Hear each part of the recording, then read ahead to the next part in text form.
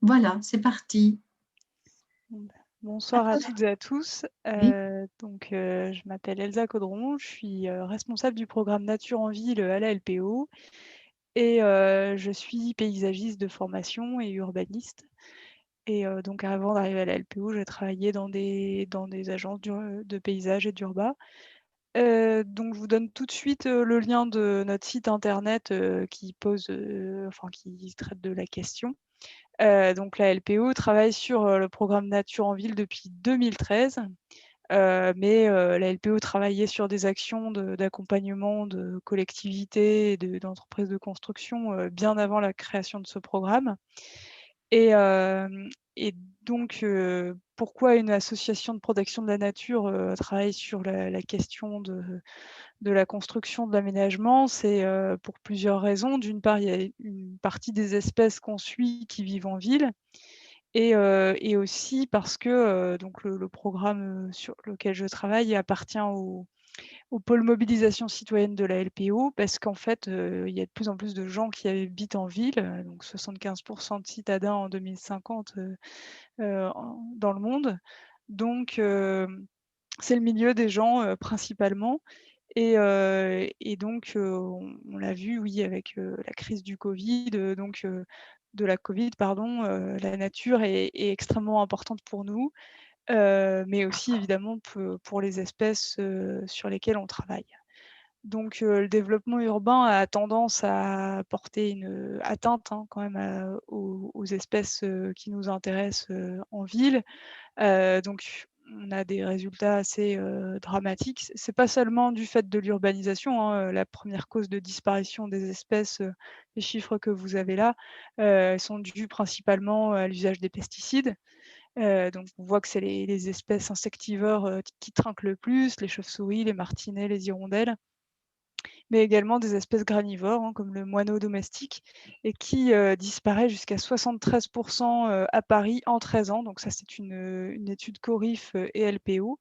On voit avec la disparition du moineau que c'est aussi dû à la disparition des cavités dans la ville. Donc le moineau, il niche dans des dans les trous de boulin, etc. Ou derrière les moulures, donc forcément avec l'architecture de plus en plus lisse, il a plus d'habitat. Alors je ne sais pas quelle connaissance vous avez ici un peu du sujet, si je développe un peu ou si c'est déjà des choses que vous avez entendues.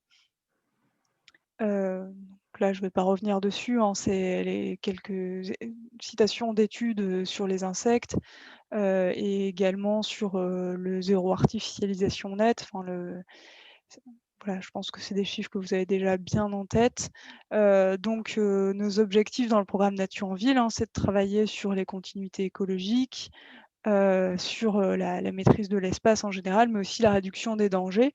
Par exemple, le ver, parce que on a une mortalité importante des oiseaux qui se prennent les façades vitrées parce qu'ils n'ont pas la même vue que nous. Donc c'est des questions qu'on traite dans le programme Nature en ville, donc à la fois des questions d'architecture, mais aussi d'aménagement, d'urbanisme plus général.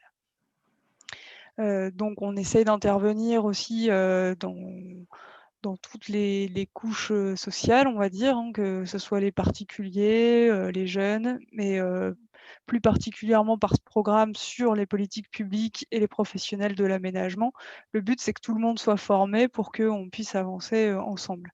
Donc, un moyen d'action intéressant, c'est d'inscrire les colonies des espèces du bâti, par exemple, dans les plans locaux d'urbanisme. Donc, je vous présenterai un petit exemple, et d'inciter les collectivités à une gestion différenciée, une gestion écologique de leurs espaces.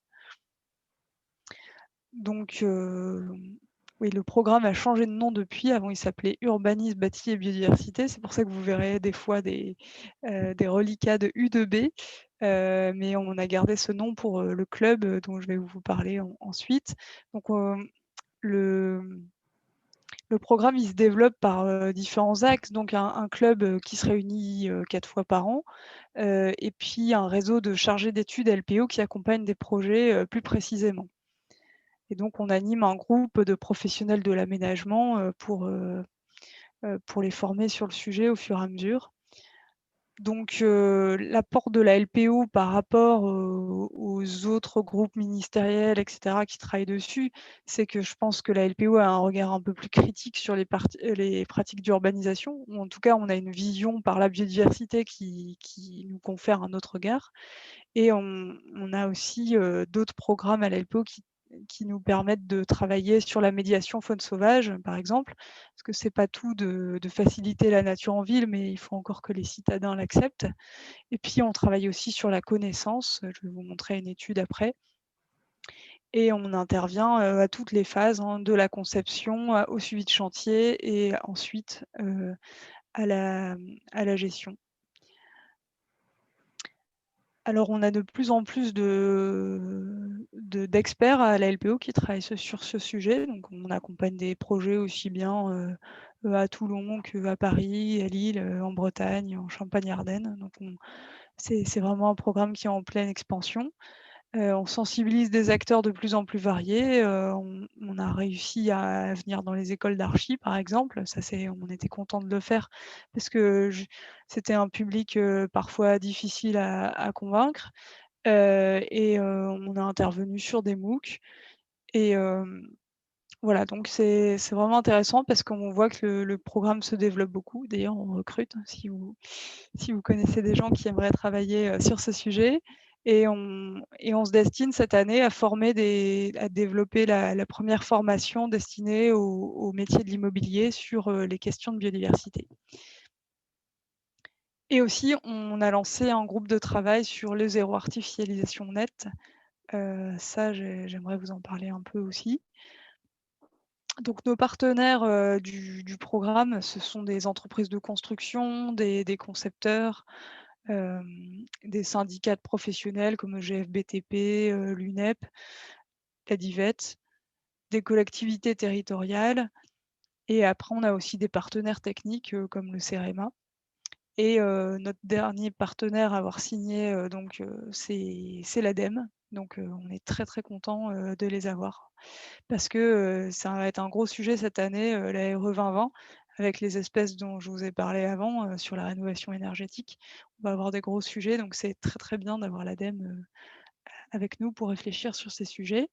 Donc ces 3 dernières années, voilà, je vous ai mis quelques thèmes qu'on a abordés. Philippe vous en avez envoyé quelques-uns par mail aussi jusqu'au 22e, donc je vous ai mis le reste parce qu'on est au 27e club du coup maintenant. Et donc le dernier en date, c'était il y a une ou 2 semaines sur trame écologique et mobilité. Donc sur les questions à la fois. Donc on essaye de trouver comme ça des sujets un peu, de pas seulement parler des trames écologiques, mais comment on fait pour faire passer je sais pas, une trame verte quand on est face à un axe routier, etc. Donc sur l'accompagnement des partenaires, donc on fait, enfin, je ne sais pas si on peut dire qu'on fait de l'assistance à maîtrise d'ouvrage, mais en tout cas, on accompagne sur les volets biodiversité des projets avec quelques grands principes hein, que je vous ai listés ici. Par exemple, infiltrer l'eau de pluie et puis et la retenir, enfin gérer l'eau à la parcelle, former ses équipes, conserver au maximum la flore existante. Donc ça, c'est des grands principes. Donc pour les préconisations que je vous ai énoncées avant, on s'appuie sur des études. Donc là, une étude qui a été menée l'an dernier par la LPO Drôme sur les hérissons.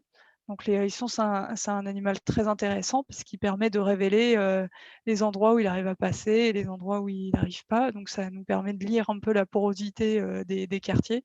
Donc là, à gauche, vous voyez une carte ça c'est le déplacement d'un hérisson sur 3 jours. Donc il peut parcourir plusieurs dizaines d'hectares en une nuit pour trouver des limaces et des escargots.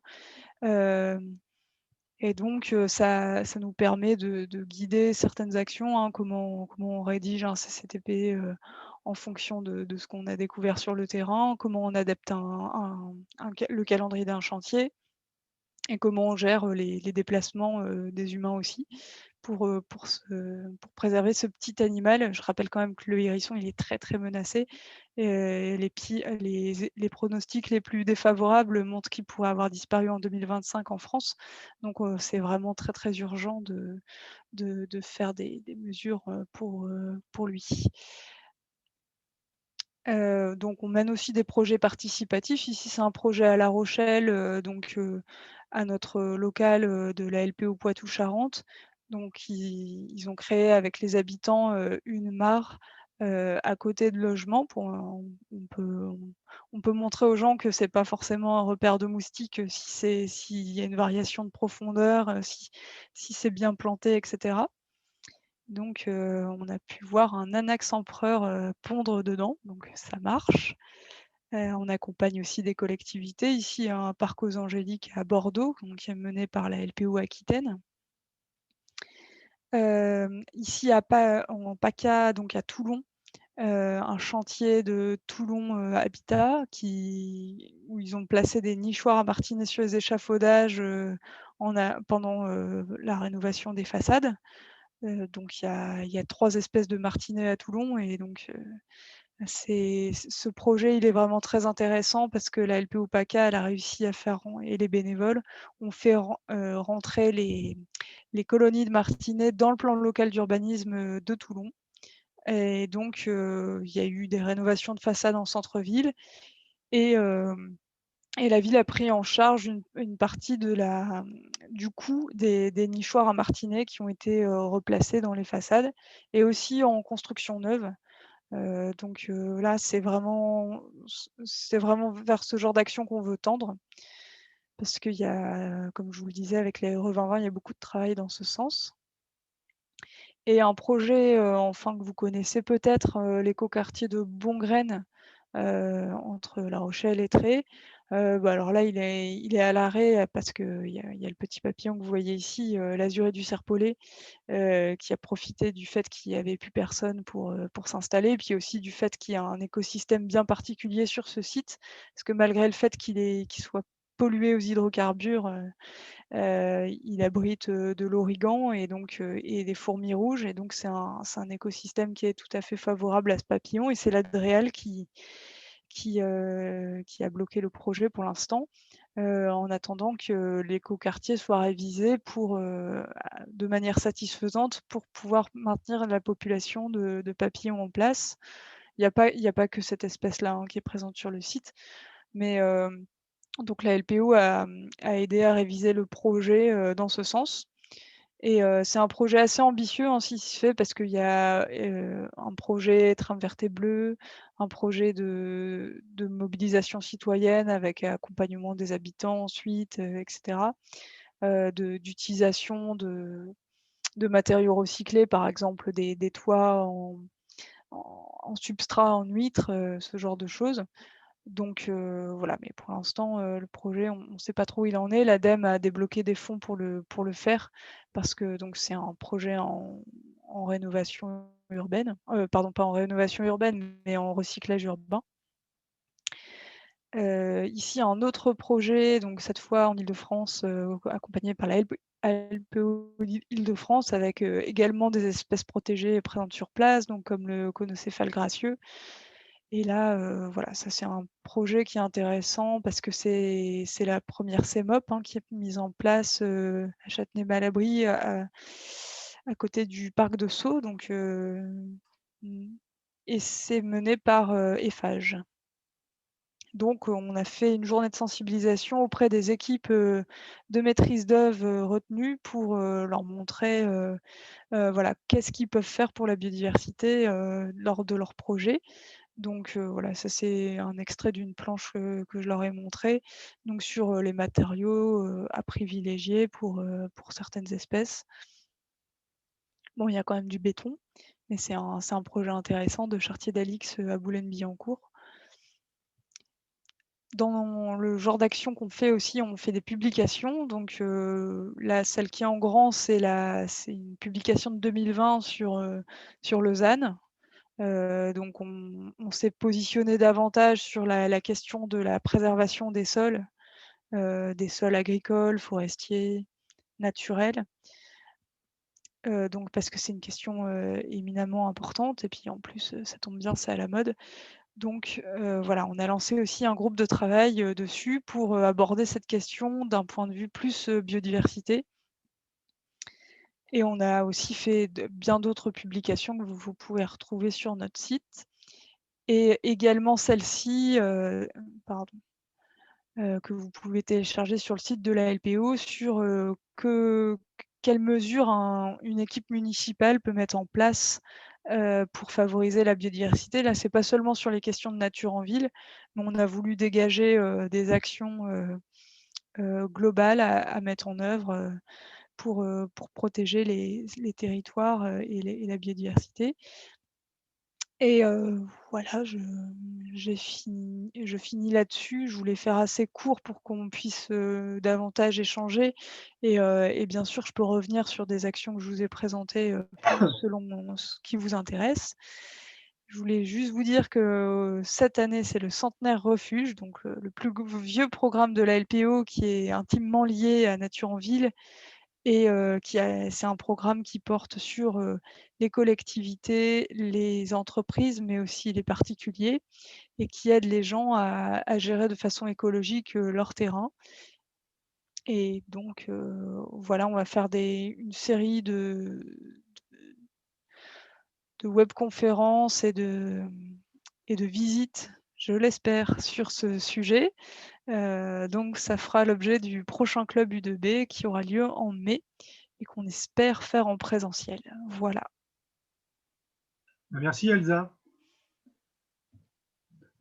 Peut-être première question avant que nos camarades s'expriment aussi, c'est avec ton expérience et maintenant quand même ce club qui existe depuis plusieurs années, sens-tu quand même de la part de tous les acteurs qui sont autour de la table une vraie évolution dans les mentalités qui vont au-delà de la participation au rapport annuel développement durable, RSE, etc. Est-ce que tu sens qu'il y a des vrais combats militants à l'intérieur de ces grands groupes ou de ces structures? Alors militant, j'irai pas jusque-là parce qu'en fait, enfin moi je vais pas être, langue de bois, il y a un double discours.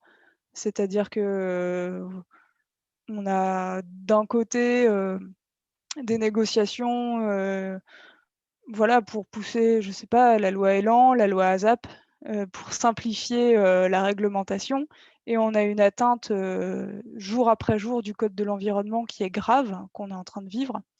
Donc voilà, pour moi, ça, c'est le plus important. Cela dit, dans les discours et dans, les actions qu'on va mettre en œuvre, oui, il y a des choses qui changent clairement et ces groupes, ils ont bien, conscience qu'ils ne peuvent pas, continuer à passer pour, voilà des méchants quoi. Concrètement, qu'est-ce qui se passe, en ce moment? Il y a eu Europa City, il y a eu le report, de Notre-Dame-des-Landes, donc il y a des combats citoyens qui sont menés, qui nous permettent d'être crédibles, en fait, quand on revendique quelque chose. Voilà, parce on est poussé comme ça par, les mentalités qui évoluent de façon globale et donc voilà, s'ils veulent pas perdre d'argent, ils peuvent pas continuer de bétonner, tout ce qui voilà, je mâche moins mes mots en fin de soirée, on va dire. Mais voilà, donc après, concrètement, les entreprises, elles s'arment, hein, de plus en plus. Il y a des gens qui travaillent sur ces questions, qui deviennent de plus en plus compétents. On vient nous chercher de plus en plus en amont et voilà, bon, la LPO maintenant refuse de participer en phase concours, hein, parce qu'on avait souvent, des entreprises qui venaient toquer à notre porte, juste avant de rendre un dossier et puis après, on avait bien du mal à entendre parler d'eux et à continuer, d'être là sur les suivis de chantier et tout. Donc voilà, maintenant on essaye d'être, là le plus vite possible et d'accompagner la politique globale de l'entreprise pour la prise en compte de la biodiversité et c'est pour ça maintenant on favorise, les actions de formation et cetera. Parce qu'on n'arrive plus du tout à suivre le rythme des demandes d'accompagnement de projet. Là, on en est là, c'est-à-dire qu'on recrute dans ce domaine, un peu partout. Il y a un vrai mouvement, Et donc ça, par contre, c'est vraiment bien. Mais voilà, je voudrais pas donner l'impression que, il y a énormément de choses qui se font parce que, on est quand même face à un constat assez grave et même si ça évolue, on n'en est toujours pas on fait toujours pas assez parce que, comme je vous le disais, il y a des lois un peu contradictoires qui sont votées. D'une part, on dit qu'on va faire des choses pour le ZAN, mais en même temps, voilà, on vote, la loi Elan, simplification, du droit de l'environnement et cetera. Parce qu'on a en fait, nos travaux, ils se reposent sur une loi qui était très ambitieuse en 1976 et elle portait déjà en elle, la séquence, éviter, réduire, compenser et cetera et là, les dernières études montrent que ces études-là, elles sont enfin le éviter, réduire, compenser, c'est pas du tout mis en œuvre de façon satisfaisante. Donc c'est-à-dire qu'on n'a toujours pas atteint des choses qui étaient fixées en 76. Donc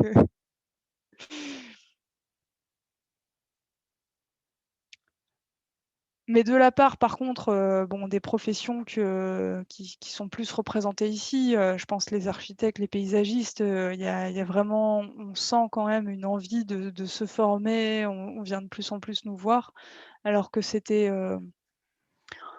alors qu'avant on était dans un peu des discours,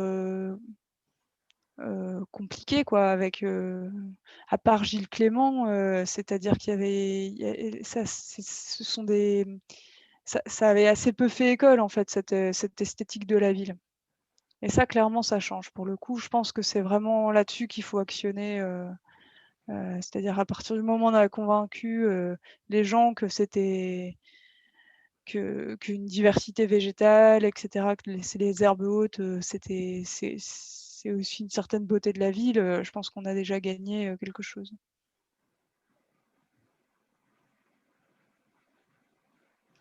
J'ai une question, Elsa, qui rejoint un peu le éviter, réduire, compenser. Pour revenir sur le cas de la ZAC de Bongraine, avec le petit papillon, là, le papillon serpollet. En fait, j'ai vu que ce qui avait été prévu, c'est de compenser sur un autre territoire, sur Angoulins, voilà, sur un territoire 2 fois plus grand. Et souvent, c'est ça, c'est-à-dire on part direct sur la compensation.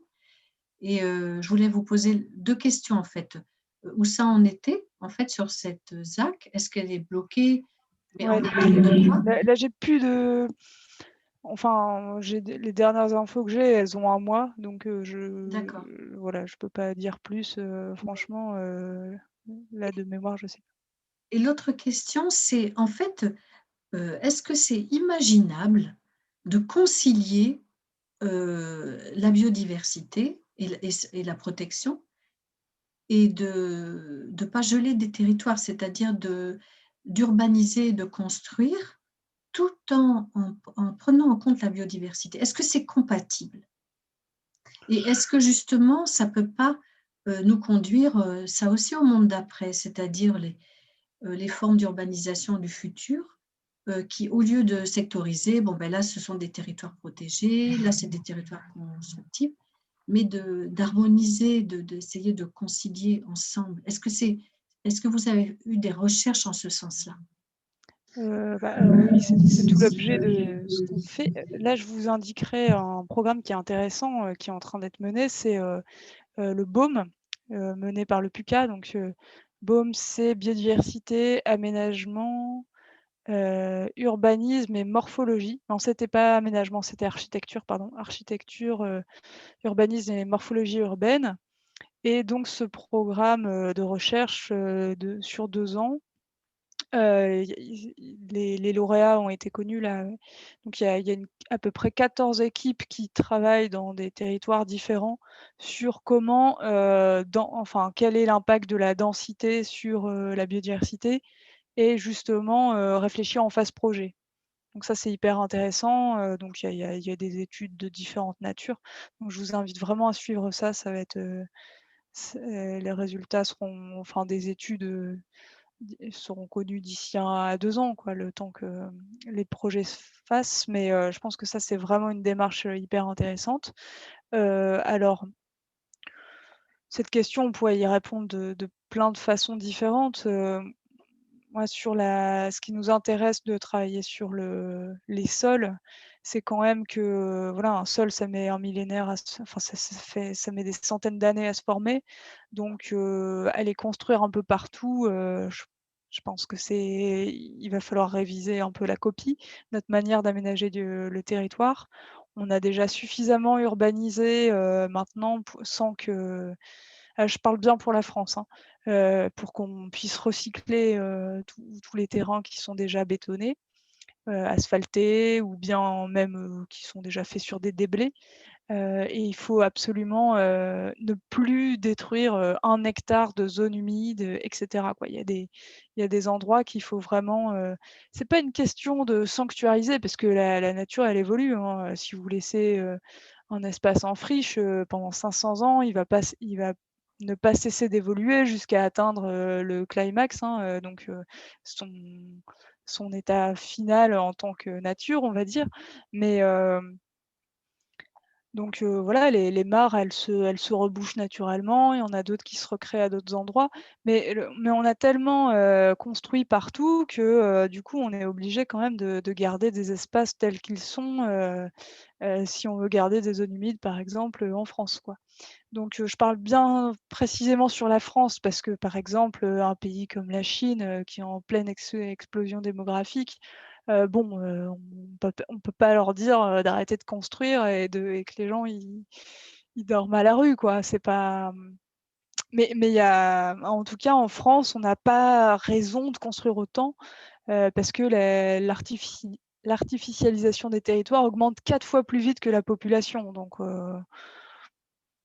qu'il y ait des retards, qu'il y ait une crise du logement dans certains endroits, c'est tout à fait vrai, mais on ne peut pas continuer de construire à ce rythme parce que enfin voilà, on a des territoires qui sont très précieux, des zones agricoles, et cetera, même sans parler de biodiversité. Et après, en termes de biodiversité, là, par contre, on a quand même, une étude française, qui a été publiée là ces 3 dernières semaines, qui montre qu'en France aussi, 80 des insectes ont disparu en 30 ans.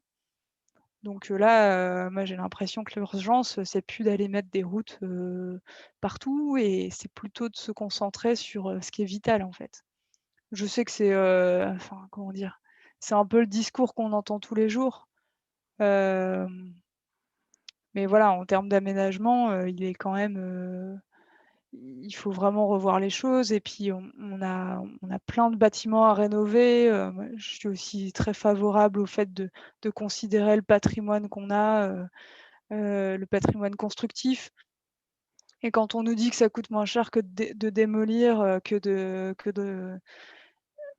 de réhabiliter, ben, j'ai envie de dire: «Oui, mais est-ce que vous allez retrouver des maçons, qui vont nous faire, des ouvrages en briques, comme on en a, est-ce qu'il y a des sociétés de construction qui sont capables d'atteindre cette qualité architecturale, maintenant? Donc voilà, il y a plein de choses à reconsidérer quand même. Mais alors là, pour le coup, c'est ce que je vous disais sur le double discours avec les entreprises, qui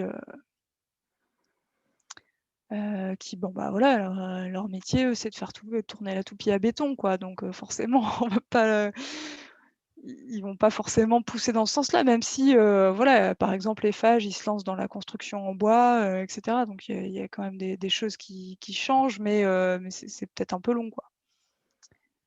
Et voilà, il y a quelque chose dont je vous ai pas parlé non plus. On travaille sur la question de la biodiversité grise et aussi à un moment, on va se rendre compte que, on peut pas continuer d'utiliser le béton pour toutes les constructions parce que le sable, se fait de plus en plus rare et qu'on va défoncer des écosystèmes à d'autres endroits pour pouvoir construire et que, l'impact, de l'aménagement, il n'est pas seulement sur le territoire qu'on va, asphalter par exemple, mais il est bien sûr ailleurs, quoi. Mmh. Vous pouvez nous dire ce que c'est que la biodiversité grise? Alors la biodiversité grise, c'est à l'instar c'est à l'image de l'énergie grise, c'est, l'impact qu'on a sur la biodiversité et qu'on ne voit pas. Par exemple, bah, c'est ce que je vous disais sur le sable, vous allez construire en béton, vous allez dire: «Bon, bah, nous, on a essayé de faire quelque chose de dense pour utiliser le moins d'espace possible et cetera». Et en fait, le béton, votre sable, il vient d'une plage, je dis n'importe quoi, hein, au Maroc, qu'on a défoncé une plage pour produire ce sable. Et donc, ça veut dire qu'on a détruit un écosystème à un endroit. Et on s'en rend pas compte. Et voilà, et ça, c'est quelque chose qu'on est en train d'évaluer. C'est assez compliqué. Il y a des recherches de Aline Brachet avec le muséum c'est CSTB Muséum, donc une étude très intéressante sur comment évaluer justement l'impact des matériaux qu'on emploie.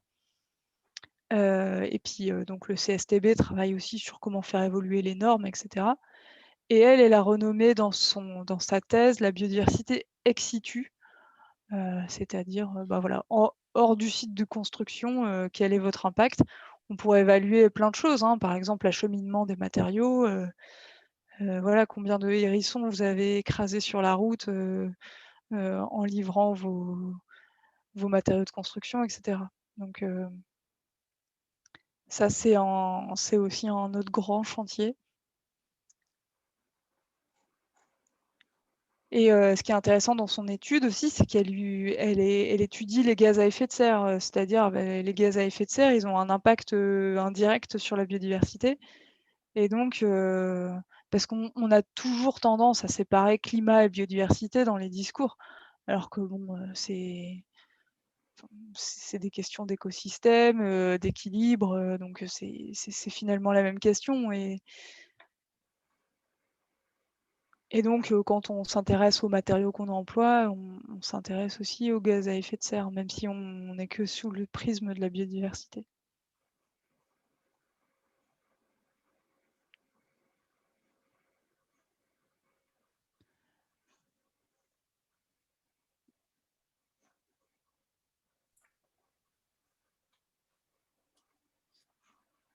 Bonsoir, moi pardon, si j'ai pas franchement de questions, mais peut-être que ça va en amener.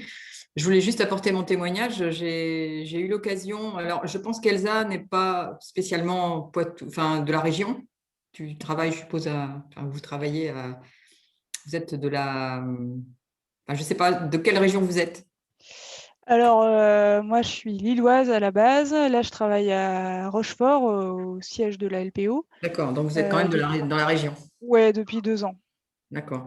Non, c'est simplement parce que j'ai eu une expérience, j'ai eu une collaboration avec la LPO sur un projet de construction neuve dans la banlieue de Poitiers, à Mignaloux, il y a déjà plus d'une douzaine d'années. C'était, je pense, une première expérience dans un bâtiment neuf où on intégrait les habitations pour la biodiversité. Je parle de biodiversité parce que c'était au départ les oiseaux, mais on a pensé aussi aux pipistrelles, aux chauves-souris, donc, voilà, aux insectes, etc. Et cette expérience, bon, c'était une conjonction de choses favorables. Il se trouve que je connaissais à l'époque la directrice de la LPO de Poitiers et que j'avais assisté à la Fédération du bâtiment, quand même, la Fédération du bâtiment, une conférence de la LPO sur oiseaux et patrimoine bâti. Ça s'appelait comme ça à l'époque, oiseaux et patrimoine bâti. Et du coup, la directrice cherchait une expérience à faire dans un bâtiment neuf parce qu'il était beaucoup question à l'époque des granges, des petites, de toutes les petites aspérités qui manquaient, qui n'existaient plus dans les bâtiments contemporains pour que les oiseaux ou autres animaux s'y logent. Les granges qui étaient fermées, enfin tout ça. Donc, on parlait beaucoup de patrimoine ancien, mais ça les intéressait d'avoir une expérience sur un bâtiment en construction. Et donc, il s'est trouvé qu'on était en train de travailler sur un espace jeune, donc un centre de loisirs, dans une commune, donc Mignaloux, et le bâtiment se trouvait en frange d'un espace naturel, un peu comme ce qu'on voit là sur la photo. Donc, en frange de ville, avec un grand espace naturel derrière. Et donc, j'ai sollicité la mairie, qui était le maître d'ouvrage. Donc, on est tombé déjà sur une mairie qui était ouverte à cette préoccupation-là, parce qu'à l'époque, ce n'était pas évident.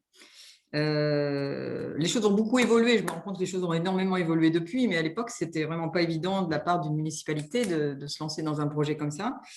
Et on a travaillé vraiment en partenariat avec quelqu'un de la LPO, que vous connaissez peut-être, qui s'appelle Thierry Dubois. Oui, qui vraiment a dessiné avec nous, enfin, c'est quelqu'un d'assez technique, et on a cherché des solutions pour intégrer dans ce bâtiment qui était neuf, hein, construit en béton avec des habillages bois. Enfin bon, après, il y a certaines choses techniques, mais on a cherché toutes les solutions possibles pour loger le maximum d'espèces différentes. Et donc, ce que je voulais dire également, c'est que ça a impliqué, donc ça a été une expérience déjà au niveau du projet, parce qu'on a travaillé dessus à partir de l'APS, pour voir où est-ce qu'on pouvait faire des petits trous, où est-ce qu'on pouvait cacher des boîtes, des nichoirs, parce qu'en fait, on ne voyait quasiment rien sur le bâtiment. Il y avait plein de petits trous un peu partout, avec des boîtes derrière, mais on avait intégré ça dans le bâtiment. Il y avait, sauf à un endroit où on a voulu vraiment montrer que des nichoirs avec des orifices différents, parce qu'il y avait un côté éducatif, c'était dédié aux enfants, donc c'était intéressant aussi qu'il y ait un suivi. Alors, c'est là peut-être où je pense que les utilisateurs, par contre, de façon étonnante, n'étaient pas suffisamment impliqués, parce que les animateurs auraient dû s'impliquer beaucoup plus dans le projet et faire en sorte qu'il y ait un suivi après auprès des enfants, un suivi pédagogique. Donc, c'est là où moi, après, en tant qu'architecte, j'ai perdu le fil. Hein. Je ne sais pas ce qui s'était passé pendant 10 ans. Je sais qu'on est retourné voir 2 ans après, peut-être voir s'il y avait des habitants dans les petits nichoirs. Il y avait juste… on voyait que ça avait été habité. Il y avait des petites pattes, des traces de pattes. Il y avait de la paille, mais ils n'étaient pas habités au moment où on a regardé. Donc, il y a tout un suivi derrière qu'il faut continuer à faire pour savoir si vraiment la chose fonctionne. Et ce que je voulais dire également, c'est que ça avait impliqué les entreprises. C'est-à-dire que c'est elles-mêmes qui avaient mis en place… alors, il y avait certains nichoirs qui étaient fabriqués par la LPO, mais qui étaient mis en place par les entreprises. On a été obligé de faire des réservations dans les murs en béton pour pouvoir loger certains habitacles. Donc, il y a eu une participation et une sensibilisation aussi des ouvriers des entreprises sur place. Donc, je pense que ça a été une expérience assez réussie. Après, je sais que depuis, la ville de Poitiers a intégré dans la charte dans la charte des bâtiments l'obligation de mettre des nichoirs dans les bâtiments publics de la ville. Donc, je pense que ça s'est élargi même à Grand Poitiers. Voilà, donc c'était un témoignage. Je pense que c'est des choses qui vont se reproduire. D'ailleurs, on l'a reproduit dans quelques écoles, mais de façon moins poussée. Il y a aussi, il faut savoir quand même que les oiseaux ne sont pas toujours les bienvenus quand on fait des projets comme ça, parce que le problème des fientes dissuade beaucoup les maîtres d'ouvrage ou enfin, les partenaires avec lesquels on a discuté. Et c'est ce qui fait notamment que les hirondelles ont été mal vues et sont aussi en baisse d'effectifs, parce que les fientes d'hirondelles sur les façades ou sur les trottoirs ou sur les rebords de fenêtres les ont fait mal aimer, alors qu'il y a des solutions pour éviter les salissures. Mais le fait est que sur ce projet-là, les hirondelles n'ont pas… Enfin, les nichoirs à hirondelles n'ont pas été retenus, ceci dit. Alors qu'il y a des solutions de tablettes, etc. Mais bon, ça n'a pas été souhaité. On a fait une espèce d'éventail de propositions à la mairie. La solution des hirondelles n'a pas été retenue. Et pour la petite histoire, la mairie qui est juste à côté, l'année suivante, a été colonisée par des hirondelles. Elles sont allées s'installer sur la mairie d'à côté, mais pas sur le bâtiment en question. Voilà, c'était un témoignage. Et je pense que c'est des choses qu'on peut remettre en route, quoi. Ça fonctionne si tous les partenaires sont d'accord, mais ça va jusqu'à l'ouvrier qui met en place, qui fait sa réservation dans le béton ou qui met en place le nichoir dans le bâtiment. Enfin voilà, il y a des choses à faire. Et ça concerne vraiment un bâtiment neuf. Là, on n'est plus dans le paysage, c'était vraiment localisé sur la construction. Oui, là en fait ça c'est donc Thierry Dubois, il appartient à ce réseau d'experts nature en ville et là j'ai plus mis l'accent sur l'aspect plus grande échelle parce qu'en effet pendant longtemps on a été appelé pour mettre en place donc des nichoirs, etc. Et ça c'est une expertise qui est connue de la LPO et maintenant on essaye de montrer qu'on a besoin de réfléchir à l'échelle de la ville En effet, c'est la crise du logement pour les hirondelles, les martinets, les chauves-souris est assez terrible. Mais il faut aussi qu'ils aient de quoi s'alimenter, de quoi boire. Donc, en fait, c'est une réflexion globale. Et donc voilà, mais je pourrais vous faire parvenir la présentation du dernier club U2B, du coup, enfin, pas celui sur les trames écologiques, mais sur éco-matériaux, rénovation et espèces du bâti, où on voit justement des photos de réservation dans les murs, etc., dans les bardages. Et donc, c'est des accompagnements qu'on poursuit, bien sûr, hein, et partout en France. Et là, on a travaillé du coup dans la Vienne aussi non, pardon, c'était en Bretagne sur un château d'eau même, avec des réservations dans un château d'eau. Donc, ça, c'est une des dernières réalisations. Donc, on peut vraiment le faire partout. Et puis, C'est comme je intéressant dis, pour la hauteur, le château d'eau. oui, voilà, c'est ça, c'est qu'il y a plein de hauteurs différentes. Donc, pour des espèces qui nichent plus haut, c'est intéressant. Donc, c'est pour chouette et frais, faucon cresserelle. Puis aussi martinet, bien sûr, toujours. Et donc, il y a maintenant une société, je fais un peu de pub pour cette société, mais un ancien constructeur, enfin, une ancienne usine de béton qui s'est reconvertie dans la fabrication de nichoirs, de gîtes à chauves-souris. Même, il a inventé même des loges pour les arts des murailles. Ça s'appelle Nature Harmonie. Et donc maintenant, du coup, on a des nichoirs en béton-bois. Et lui, ce monsieur est issu du monde de la construction, donc il est capable d'adapter les nichoirs à l'architecture. Donc il fait aussi du sur-mesure en fonction des projets. Et donc c'est produit en France en PACA. Et ça, c'est bien parce qu'avant, on avait un fournisseur qui était qui était en Allemagne et pour lequel il y avait un an d'attente. Donc, c'était un peu compliqué pour nous pour certains projets. Donc, voilà, si vous voulez en mettre dans vos opérations, c'est une adresse intéressante.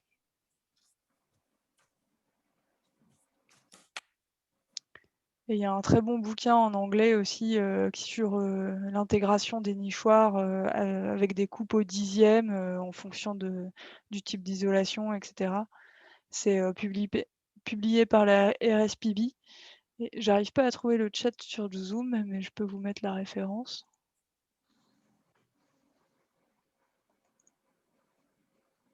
Bon, je trouve pas le chat. Alors c'est RSPB et c'est Designing for Biodiversity. Le chat, c'est un icône qui est en bas sur le bandeau en bas. Il y a marqué discussion.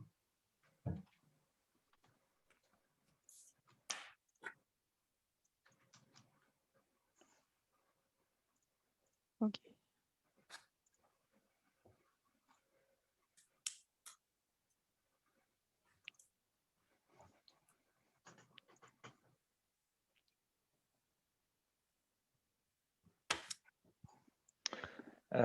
Bonjour, j'ai quelques questions. Je me posais la question de savoir s'il fallait se tourner vers la LPO locale pour justement avoir sur de nouveaux projets pour pouvoir concevoir et construire ces habitations. Ou est-ce que c'est avec vous qu'on peut développer le sujet, par exemple? Alors, moi, je centralise les demandes, hein, comme je coordonne. Et après, en fonction du département où vous êtes, je vous renvoie vers la personne adéquate. Mais si vous connaissez déjà la personne, vous pouvez prendre contact directement avec elle. Donc, vous êtes dans quel département? On est à Poitiers. À Poitiers, oui, Thierry Dubois, Il est toujours là, d'accord. Oui, il est toujours là. Ah oui. Toujours très efficace. Mais voilà, il y a mon mail en fin de. Donc, si vous avez une demande particulière, vous pouvez me l'adresser et je retransférerai. Et C'est puis vrai qu'on j'avais est. Oui, pardon. non, j'avais une question sur vous parliez de la RE 2020 tout à l'heure et des liens que vous aviez. comment ça évolue et qu'est-ce qui se présage? Alors pour l'instant, on commence. Donc là, on commence à essayer enfin, disons qu'il y a des projets qui se font un peu partout. Donc, où la LPO, elle accompagne déjà des projets de rénovation énergétique. Donc parce que voilà, comme je vous disais, c'est important pour nous. Là, notre partenariat avec l'ADEME, il vient juste de commencer. Il y a l'OFB aussi qui va nous rejoindre, donc l'Office français pour la biodiversité. Et donc, avec ces différents acteurs, plus nos entreprises partenaires, on va travailler sur l'accompagnement de projets plus particulièrement. Maintenant, voilà, on réfléchit à comment on peut essayer de faire évoluer la législation, sachant que c'est jamais bien accueilli de demander un CERFA en plus parce qu'en fait, on a vraiment il y a un peu un vide juridique entre la loi de 1976 qui protège toutes les espèces du bâti et leur habitat et la réalité, quoi. Vous avez encore des gens qui détruisent des nids d'hirondelles alors que c'est strictement interdit par la loi. Donc on en est quand même voilà où on en est, c'est un peu difficile de le dire, ça dépend vraiment des endroits. Mais en tout cas, on cherche des moyens de toucher plus largement sur ce sujet parce que on peut difficilement être derrière tous les projets de rénovation vu les quantités de bâtiments qui vont être réhabilités. Et bien que ça soit une très très bonne chose, hein, mais voilà, alors nous on est assez inquiets quoi pour les espèces du bâti sur les cavités quoi, qui ont déjà tendance à disparaître. Et donc voilà, là on vient de m'informer par exemple à Toulon, ils vont avec le département, ils vont accompagner la réhabilitation de 23 collèges. Donc il y a des choses intéressantes qui se font. Un collège à Sisteron aussi où ils ont logé une colonie de molosses de Cestonie, donc c'est une grosse chauve-souris, dans du bardage bois lors d'une réhabilitation de collège. Donc il y a des projets intéressants qui sont menés. Voilà, mais sur une prise en compte globale du sujet, on en est quand même au début, hein.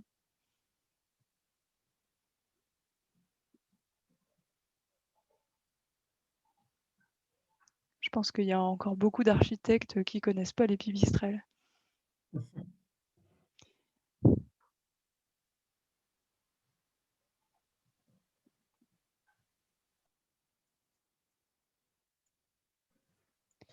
Et J'ai une question, Elsa, aussi. C'est en fait, c'est une autre façon de voir les choses, le fait de le prendre en compte dès l'amont. Moi, je suis urbaniste et je me dis, c'est aussi dès le départ dans les projets d'urbanisme, comment on peut gérer tout ça. Et en fait, on manque de connaissances. Et c'est quoi la façon la plus efficace, à part faire des formations ou faire intervenir la LPO en collaboration sur des projets? Est-ce qu'il y a des règles de bon sens, des choses de base à savoir et qui pourraient être reproductibles en fait sur des projets? Je donne un exemple. On a fait un projet de zone d'activité avec un bureau d'environnement et moi je me souviens, notre ami nous avait dit que si on veut maintenir une biodiversité, c'est pas en faisant des noues de 4 mètres de large, il fallait 10 mètres. Et moi, j'ai jamais oublié ça. Et c'est ça que j'essaie de faire dans les projets, c'est-à-dire si à un moment on veut soit maintenir ou recréer de la biodiversité, il faut l'espace nécessaire pour l'habitat. En fait, avec les paysagistes, on réalise des habitats. Et à part des… Voilà, ça peut vraiment nous guider, c'est des choses de base. Et comment on pourrait faire pour essayer de pratiquer, nous, et de diffuser des principes de base qui permettraient d'être plus efficaces dès le départ. dès les projets d'aménagement? Alors, c'est un peu compliqué parce que, enfin, si on fait des nous de 10 mètres de large, ça veut dire qu'on va avoir des emprises, de zones d'activité encore plus grandes.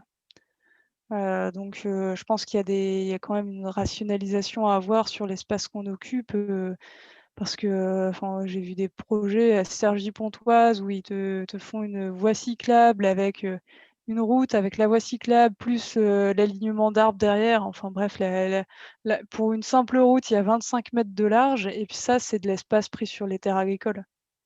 Donc, moi franchement, enfin après, c'est bien de favoriser la mobilité douce et les plantations et cetera. Mais je trouve qu'il y a quand même, voilà, un bon gabarit à trouver, et il y a pas de solution toute faite, hein, pour le coup. Déjà, bah, on a des écosystèmes très différents en France, donc il y a pas de à part peut-être sur des espèces, comme je vous le disais, sur le hérisson, faire des passages à faune, heu enlever les barrières un maximum parce que voilà, c'est toute une logique, quand même, j'ai travaillé sur une ZAC où on nous demandait de faire des nœuds entre chaque parcelle, sauf qu'en fait, ils voulaient absolument qu'on mette, une séparation entre les 2 parcelles et ils voulaient vraiment, nous mettre, un solin en béton en plein milieu de la noue, entre 2 parcelles et on était: «Mais c'est pas possible en fait», soit les gens, ils acceptent que c'est une gestion un peu plus douce des limites et oui, c'est un fossé quoi, concrètement, soit on va pas y arriver quoi. Donc c'est pour ça qu'il y a une révolution esthétique à avoir en fait, hein, sinon, et puis, et comment dire? De société. Après, les urbanistes peuvent, évidemment, apprendre, à gérer ça. Donc nous, on essaie d'intervenir dans les écoles parce que, hem en fait, quand j'ai commencé par des études d'archi, on apprenait, les normes, personnes à mobilité réduite, les normes incendie et cetera et une fois que tu as appris cette mécanique, bah, ça marche dans le projet, quoi. Tu l'as intégré et instinctivement, tu dessines des espaces qui intègrent ça. C'est pareil pour la biodiversité, en fait. Il faut que ça soit dès les études, quelque chose un concept avec lequel tu travailles et donc tu acceptes plus facilement après qu'un naturaliste, un écologue, vienne te dire, comment tu peux améliorer ton projet. Parce que, voilà, on pensait que les paysagistes étaient la dernière roue du carrosse, mais non, il y a l'écologue, le naturaliste qui viennent encore, à la fin. Donc voilà, tous ces métiers, doivent apprendre à travailler ensemble et par contre un urbaniste, ben, il y a un moment, il faut qu'il sache à quel moment il mobilise l'écologue pour bosser avec lui. Parce que c'est un métier très compliqué, voilà, pour former un chiroptérologue, un spécialiste des chauves-souris, franchement, c'est hyper long, c'est très, très technique. Tout le monde peut pas enfin, on peut connaître des principes, mais on ne peut pas tout savoir non plus. Parce qu'il y a tellement d'espèces différentes, en plus, après il y a les champignons, il y a la flore, enfin voilà. Mais par contre, en effet, il y a des principes de base, à connaître, et puis, il y a des choses qui sont de l'ordre du bon sens, on est d'accord. Mais c'est vrai qu'on est tellement déconnecté de la nature que le bon sens, voilà, nous on a des bureaux d'écologie, qui nous ont mis des gîtes à des abris pour hérissons en plein milieu d'une dalle en fait, on a dit: «Mais il vient comment le hérisson, Il vient en RER?» Enfin, c'est c'est pas possible, quoi. Si vous avez pas de connectivité écologique, évidemment, vous aurez jamais de hérisson. Vous pouvez mettre des gîtes, mais donc voilà, il faut aider un petit peu le bon sens quand même et donc moi, je pense que ça passe par une éducation tout au long de la vie, quoi, des sorties nature et cetera, la sensibilisation à toute, et que ça soit fait dans la joie et pas dans les et même il faut faire évoluer la législation et cetera, mais il faut quand même, que ça soit, un plaisir pour les concepteurs de s'emparer de cette question.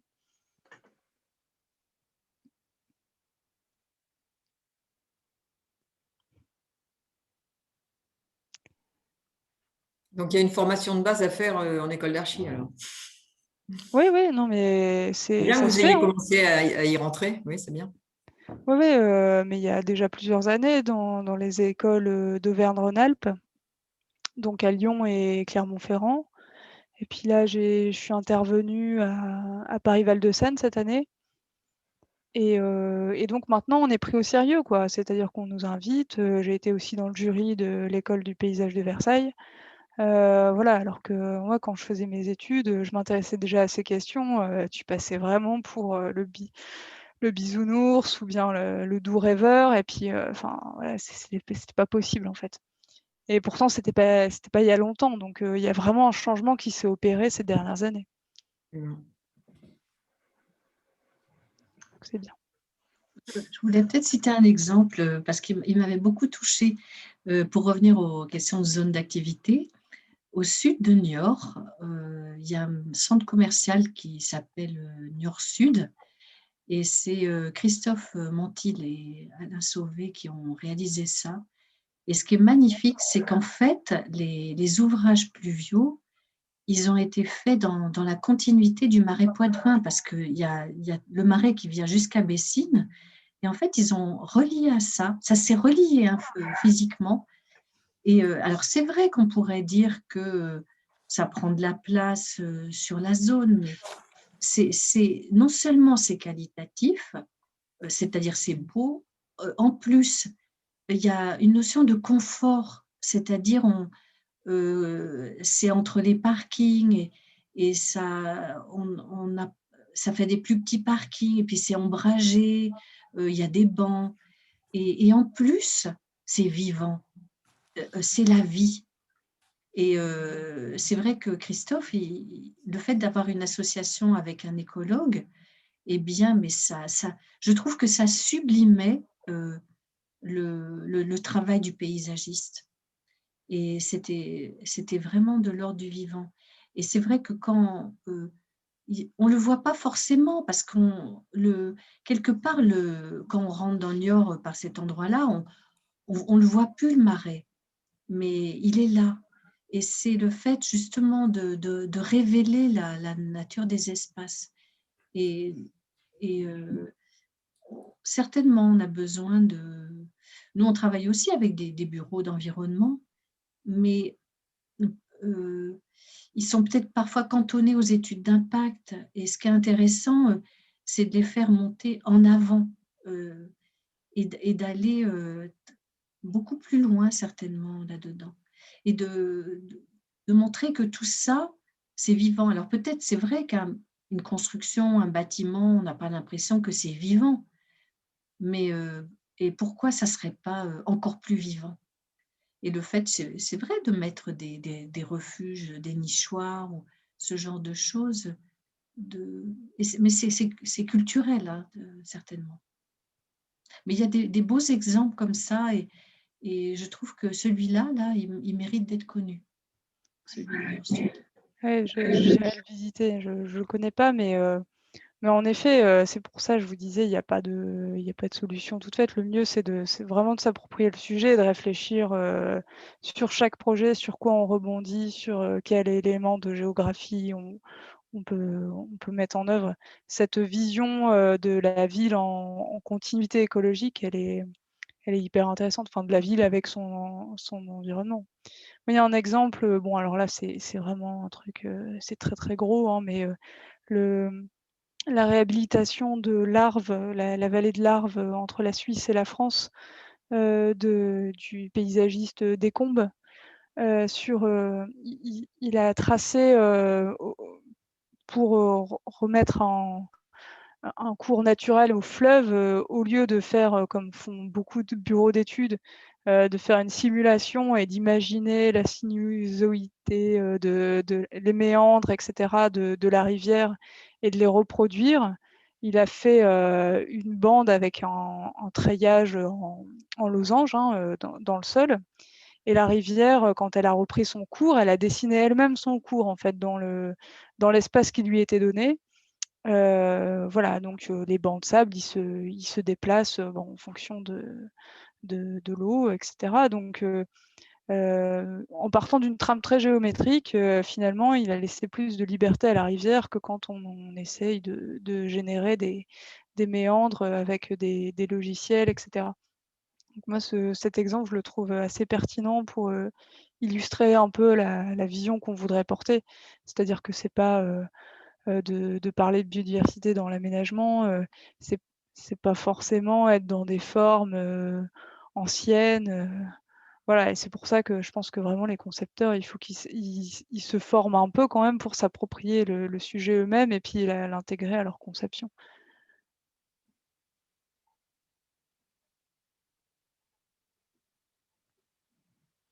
Et inviter des écologues dans leurs équipes.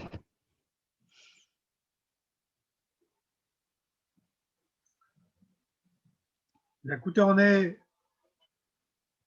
dans le timing là de ce qu'on s'était donné. Christine, peut-être une conclusion. On va remercier Elsa quand même qui a pris du temps pour venir nous parler. En fait, j'en avais discuté avec Philippe, là, parce qu'on savait que ce soir, on ne serait pas très nombreux. Et moi, ce qui m'a paru évident, c'est, parce que c'était précieux tout ce que vous nous avez expliqué là, et avec des exemples. Et l'idée, c'était vraiment de diffuser et de voir comment nous, on peut poursuivre là-dessus. C'est-à-dire, on s'ouvre à des champs un petit peu nouveaux pour nous, hein, pour certains. Et comment on va utiliser ça, comment on va continuer à mûrir un petit peu voilà, ces nouvelles pratiques, les nouveaux processus. En tout cas, merci beaucoup Elsa, c'était vraiment très intéressant et c'était bien aussi qu'on a été un groupe quand même, peut-être pas très nombreux, mais pluridisciplinaire. Et on représente ici aussi plusieurs sous-groupes et je trouve que ça sera vraiment intéressant voilà, de continuer à travailler sur la matière que vous nous avez donnée. En tout cas, n'hésitez pas aussi, là on a noté quelques repères voilà, bibliographiques. Ça sera intéressant de continuer à se nourrir. En tout cas, merci beaucoup. Ok, merci à vous de m'avoir écouté. Et puis, bon, je vous ai laissé mes coordonnées. Voilà, si vous voulez des références de projets, des aides, si vous avez envie d'être accompagné par Thierry Dubois ou ses copains. Et voilà, donc moi je suis là pour ça. Et puis, ouais, je serais intéressée aussi si vous avez des retours de projets que vous connaissez dans ce sens. Voilà. Et puis, je vous transmettrai le PowerPoint, peut-être avec plus d'exemples. Je ne savais pas exactement ce qui vous intéresserait le plus.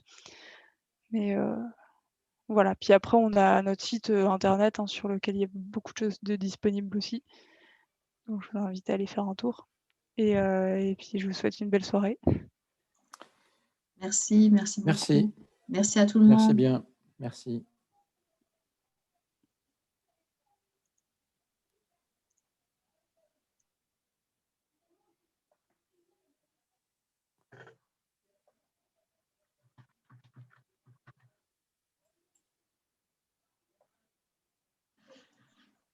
Alors, Philippe, hein, groupe biodiversité au boulot, là. Il faut passer au concret, comme tu disais tout à l'heure. Il y avait longtemps qu'on voulait qu'Elsa intervienne parce que, voilà, c'est Oui. découvrir quand même qu'il y a une organisation qui a maintenant plusieurs années et qui fait vraiment avancer des choses, où il y a du dialogue et on voit qu'il y a des combats encore qui continuent à être menés. Rien n'est gagné, mais je trouve que, voilà, il y a des choses, et elle-même le montre, qui évoluent quand même dans le bon sens sur la prise en compte des professionnels. Mais le combat est rude encore. Voilà. En fait, tu vois, la question, c'est de systématiser parce qu'on fait un coup là, un coup là, un coup là. Mais comment ça peut être reproductible et que ça rentre dans les mœurs, dans les habitudes? C'était un peu le sens de sa question. Et ce que disait Claudine aussi par rapport à la formation. Des jeunes qui sont formés comme ça, après, ils auront le réflexe, quoi. Ils sauront associer tout ça. Éducation et formation. Ben oui. Il n'y a pas d'autre solution. Mais c'est jamais trop tard pour se former. D'ailleurs, c'est pour ça qu'on regarde tous ces... qu'on profite de tout ça. Non, mais j'étais à 100 lieues d'imaginer que la LPO faisait tout ça. Oui. Et tout ce qu'ils ont fait, leurs ateliers, c'est des choses qui sont enregistrées. Je n'ai pas pensé à lui demander à Elsa. Non, il y a des comptes rendus sur le site. C'est des comptes rendus, d'accord. Il y a des comptes rendus. Donc, on clique, parce que j'ai vu, il y a beaucoup de sujets. Donc, on clique dessus et puis on a un compte rendu. Il y a des comptes rendus de la réunion. Et puis, il y a pas mal de documents qui sont produits, effectivement, à l'issue de ces rencontres-là. Ce que je voulais dire aussi, moi, j'ai l'impression quand même que ça dépend aussi beaucoup des cahiers des charges, des projets. Enfin, moi, je ne suis pas dans le milieu urbanistique, mais voilà. Donc, dès que les élus, quand même, et dès que les donneurs d'ordre intègrent des éléments dans leur cahier des charges très tôt, je pense aussi que c'est quand même un levier important et qui montre bien qu'il n'y a pas que le moins-disant qui peut compter, mais qu'il y a effectivement tout un accompagnement qualitatif sur la biodiversité, sur l'esthétique de manière générale, mais sur la biodiversité en tant que telle. Je pense que voilà, c'est très tôt dans les dossiers que tout ça doit apparaître. Et puis, tu sais, ça me faisait penser, là, j'ai pas eu le temps d'en parler aussi, on parle beaucoup d'agriculture urbaine en ce moment. Et il y a des projets intéressants qui arrivent à mixer l'agriculture, des secteurs d'agriculture. Là, il y a un projet qui sort là, dans la périphérie de Poitiers là-dessus, avec un très grand potager d'agriculture urbaine associé à un projet d'urbanisation.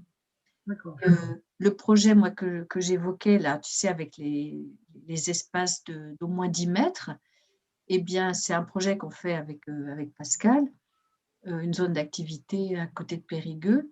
Et en fait, là-bas, il y a des talus. Et la question, ben, c'est d'utiliser aussi les talus pour faire ça. Et ils avaient associé ça. Alors, c'est dommage, c'est tombé à l'eau. Mais l'idée, c'était dans ces espaces-là, de mettre de l'agriculture urbaine, mais sous forme de pâturage. Ils avaient pensé à des chevaux, parce qu'ils ont des prairies avec des chevaux là-bas aussi. Et d'impliquer les agriculteurs locaux à ça. Et du coup, on mixait sur une zone d'activité voilà, des bandes d'agriculture urbaine sous forme de pâturage et l'espace agricole. Et en intégrant, comment en intégrant des plantations de haies pour la biodiversité, des choses comme ça, c'est ça? Alors, oui, il y avait un peu de... On peut faire de l'agriculture. C'était pas que de la haie, parce que là-bas, c'est... Oui, enfin, il y avait quelques... Et c'est plutôt des alignements d'arbres, c'est des massifs. C'est une géographie particulière, hein, c'est très différent du Poitou-Charentes. Mais malheureusement, alors ils avaient impliqué aussi quelqu'un qui était en rapport avec la Chambre d'agriculture.